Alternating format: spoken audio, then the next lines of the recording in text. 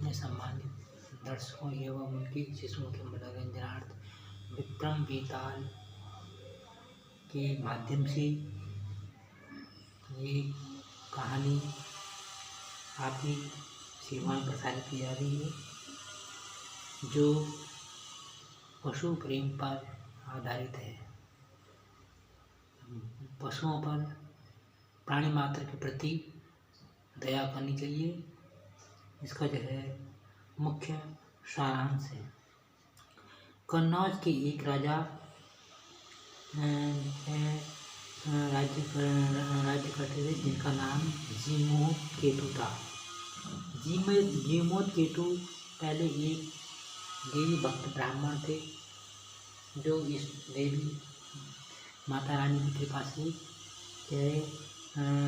राजा विद्याधरों के स्वामी जीमूतकेतु के रूप में यह प्रकट हुए या उनका जन्म हुआ।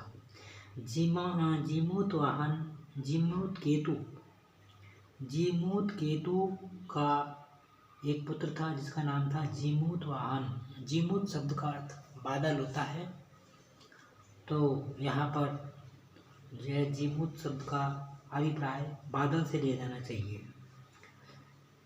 जीमूतवाहन पूर्व जन्म में मध्य प्रदेश में सूरसेन नामक एक राजा था, जो एक समय महर्षि वाल्मीकि के आश्रम उत्प्लावर्त नाम के वन में आया। जीमूतकेतु एवं उसका पुत्र यह ईश्वरीय कृपा से अपने राज्य को सर्वसंपन्न बनाकर जीमूतकेतु एवं उनका पुत्र दोनों राज्य को सर्वसंपन्न बनाकर मलयाचल पर्वत पर तपस्या करने को चले गए। अर्थात दक्षिण भारत में मलय पर्वत पर चले गए। उसके पश्चात जो है वहाँ पर जैसे मलयाचल पर्वत के क्षेत्र में मलय ध्वज नाम का एक राजा राज्य करता था। उसकी पुत्री एक दिन जो है उसकी पुत्री कमलाक्षी एक दिन जो है शिवालय में यह शिवार्चन करने के लिए आई। वहीं पर जीमूतवाहन का मिलन कमलाक्षी से हुआ और वह प्रणय प्रसंग के साथ साथ परिणय सूत्र बंधन में परिवर्तित हो गया। अर्थात परिणय सूत्र बंधन का अर्थात विवाह हो गया, शादी हो गई। कुछ समय पश्चात जीमूतवाहन की बहन कमलाक्षी का भाई विश्वावसु अपने बहनों जीमूतवाहन के साथ गंधमादन पर्वत पर चला गया। गंधमादन पर्वत का अभिप्राय हम यहाँ पर रामेश्वरम क्षेत्र से लें, यानी कि रामेश्वरम साइड की ओर जो गंधमादन पर्वत है वह उस पर जो है अपनी बहनोई के साथ विश्वावसु अपनी बहनोई जो है जीमूतवाहन के साथ जो है पिकनिक के लिए गया। साथ में उसकी बहन कमलाक्षी भी थी। वहाँ पर उसने यह एक लक्ष्मी नारायण के मंदिर में नर नारायण को प्रणाम किया। उसी समय वहाँ पर गरुड़ आया। गरुड़ उस गंधमादन पर्वत के पास जो है गरुड़ शिखर नामक एक जो है पर्वत था। वहाँ पर जो है नागों एवं गरुड़ के बीच एक जो है एग्रीमेंट हुआ था, जिस एग्रीमेंट के अंतर्गत जो है गरुड़ का आहार नाग थे और नागों ने दुखी होकर जय गरुड़ से प्रतिज्ञा की कि एक नाग तुम्हारे भोजन के लिए नित्य प्रति यहाँ पर आएगा। तो उस दिन शंखचूड़ नामक नाग की बारी थी उस गरुड़ शिखर पर आने की, जो कि गंधमादन पर्वत के पास ही था। तो जब शंखचूड़ की माता को यह पता लगा कि आज मेरे पुत्र की बारी है, तो वह जो है अपने पुत्र को रोक कर जो है वहाँ पर चली आई गरुड़ शिखा पर कि आज मैं जो गरुड़ का भोजन बनूंगी। ये बेटा तू अपना यहाँ रह और तेरी जगह मैं ही जो है, मेरा जीवन बेकार है और मैं जो है गरुड़ का भोजन बनने के लिए जा रही हूँ। वहाँ जाकर वो जोर जोर से विलाप करने लगी, रोने लगी। जब जीमूत वाहन ने जो है शंखचूड़ की माता को विलाप करते हुए देखा तो उसने कारण पूछा कि आप क्यों विलाप कर रही हैं, क्यों रो रही हैं। विलाप करने का मतलब रोना है।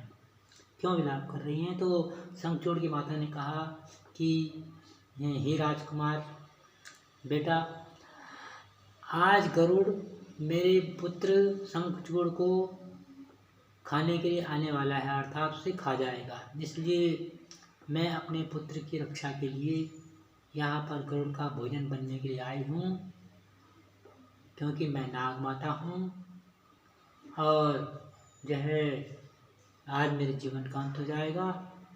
इसलिए जीमूत वाहन ने जब ये कहानी सुनी तो उसको बड़ा ही जो है उसके मन में दया उत्पन्न हुई, दया आई ये, और उसने कहा कि आप जो है जाइए और आज मैं जो है जीमूत गरुड़ का भोजन बनूंगा। वह जो है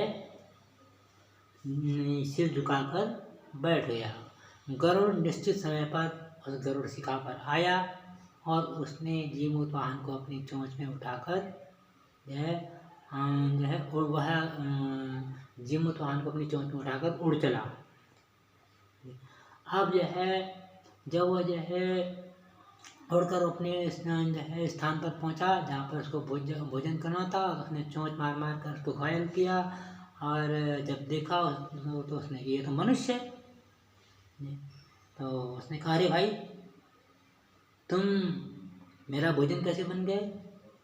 मेरे भोजन के लिए तो शंखचूड़ नामक नाग ने आना था। इधर शंखचूड़ की माता जो है ने शंखचूड़ को बताया कि बेटा, आज तुम्हारे जीवन की रक्षा के लिए एक राजकुमार ने अपने जीवन का बलिदान दे दिया है।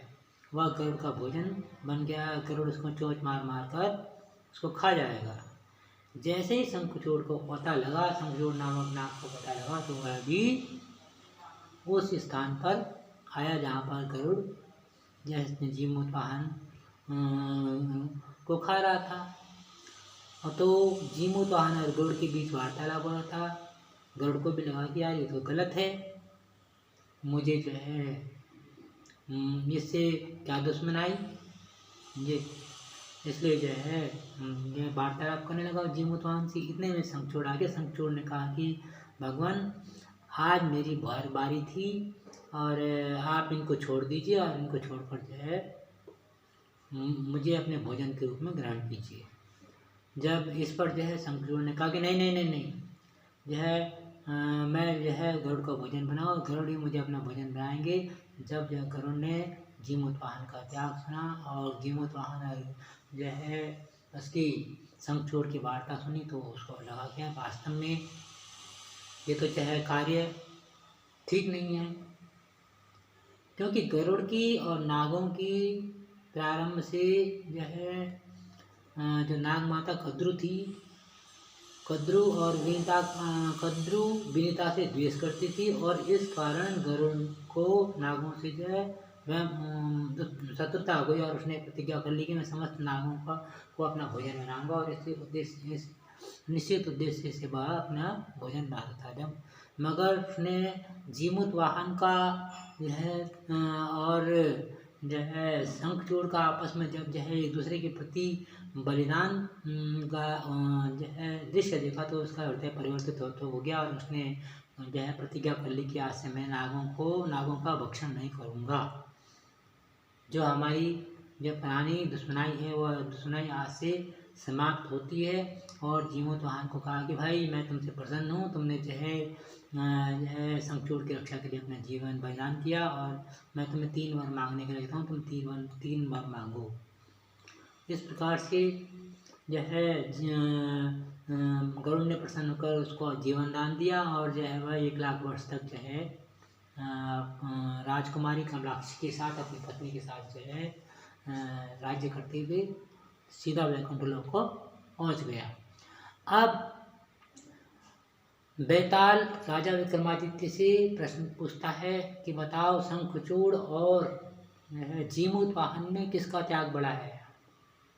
यदि तुम मुझे इस प्रश्न का सही से उत्तर नहीं दोगे तो तुम्हारे सिर के मैं जो है 1000 टुकड़े कर दूंगा। तो राजा विक्रमादित्य बड़े साहसी थे, उनके हमेशा जो है कंधे पर बेताल विराजमान रहता था जी। तो उन्होंने कहा जो है हे रुद्र किंकर सुनो, जीमूत वाहन और शंखचूड़ में जो है शंखचूड़ का त्याग बड़ा है, क्योंकि जीमूत वाहन तो राजा था, राजा का कर्तव्य प्राणी मात्र की रक्षा करना है, तो उसने अपने कर्तव्य का पालन किया। लेकिन जो है शंखचूड़, क्योंकि वह नाग है, जाति से जो है भयंकर प्राणी है, मनुष्य तो है नहीं, मगर नाग ने मनुष्य के जीवन की रक्षा के लिए जो है अपने प्राणों का उत्सर्ग किया। इसलिए जो है शंखचूड़ का जो है त्याग नाग जो है जीमूत वाहन के त्याग की अपेक्षा कई गुना जो है श्रेयस्कर है। तो ये कथा आपको कैसे लगी? कथा का श्रवण अवलोकन जो है करने के लिए आपका हार्दिक अभिनंदन, सुस्वागतम एवं धन्यवाद। ये कथा जो है पहली प्रश्नोत्तर के रूप में भी प्रस्तुत की जाती है, जिससे कि आपके जो है बच्चों का मानसिक विकास हो।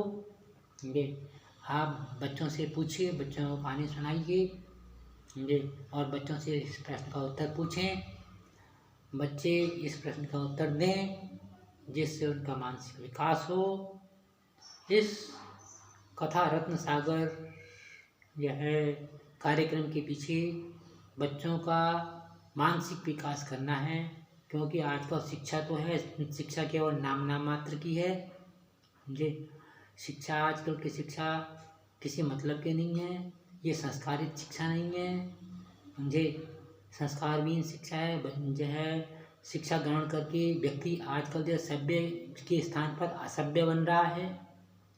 अपने बच्चों को आप सभ्य एवं सुसंस्कारित बनाएं, सुसंस्कृत बनाएं, जिससे वो जो है देश की जो है सभ्य नागरिक बन सकें जी, और जो है अपने जीवन में जो है सर्वांगीण उन्नति को प्राप्त करें, क्योंकि व्यक्ति के अंदर निहित दुर्गुण ही उसका विनाश का कारण बनते हैं, विकास का कारण नहीं।